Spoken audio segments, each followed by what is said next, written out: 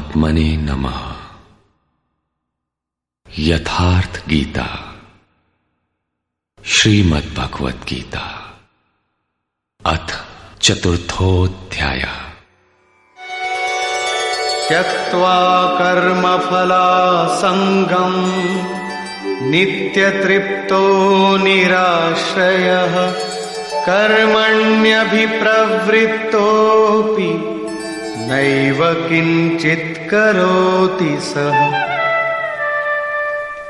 अर्जुन, वह पुरुष सांसारिक आश्रय से रहित होकर नित्य वस्तु परमात्मा में ही तृप्त रहकर कर्मों के फल परमात्मा की आसक्ति को भी त्याग कर कर्म में अच्छी प्रकार बरतता हुआ भी कुछ नहीं करता।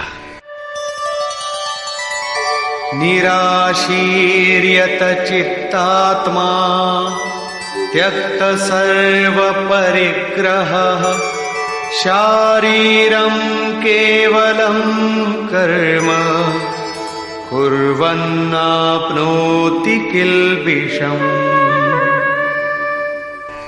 जिसने अंतःकरण और शरीर को जीत लिया है, भोगों की संपूर्ण सामग्री जिसने त्याग दी है, ऐसे आशा रहित पुरुष का शरीर केवल कर्म करता दिखाई भर पड़ता है। वस्तुतः वो करता धरता कुछ नहीं, इसलिए पाप को प्राप्त नहीं होता। वो पूर्णत्व को प्राप्त है, इसलिए आवागमन को प्राप्त नहीं होता।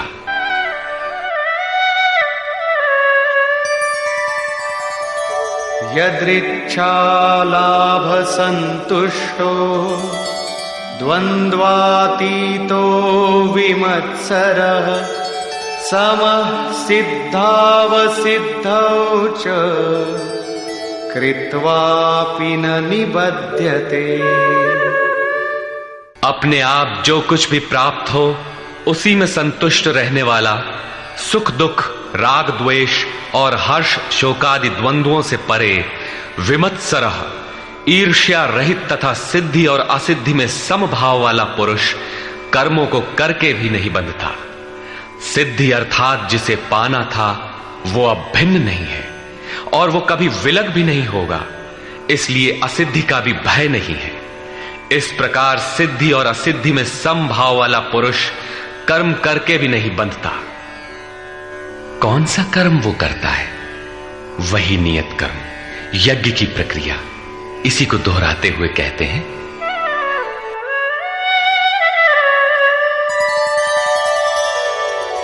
गतसंगस्य मुक्तस्य ज्ञानावस्थितचेतसः यज्ञायाचरतः कर्म समग्रं प्रविलीयते। अर्जुन, यज्ञायाचरतः कर्म, यज्ञ का आचरण ही कर्म है और साक्षात्कार का नाम ही ज्ञान है। इस यज्ञ का आचरण करके साक्षात्कार के साथ ज्ञान में स्थित संग दोष और आसक्ति से रहित मुक्त पुरुष के संपूर्ण कर्म भली प्रकार विलीन हो जाते हैं। वे कर्म कोई परिणाम उत्पन्न नहीं कर पाते, क्योंकि कर्मों का फल परमात्मा उनसे भिन्न नहीं रह गया। अब फल में कौन सा फल लगेगा? इसलिए उन मुक्त पुरुषों को अपने लिए कर्म करने की आवश्यकता समाप्त हो जाती है। फिर भी लोक संग्रह के लिए वे कर्म करते ही हैं और करते हुए भी वे इन कर्मों से लिप्त नहीं होते। जब करते हैं तो लिप्त क्यों नहीं होते?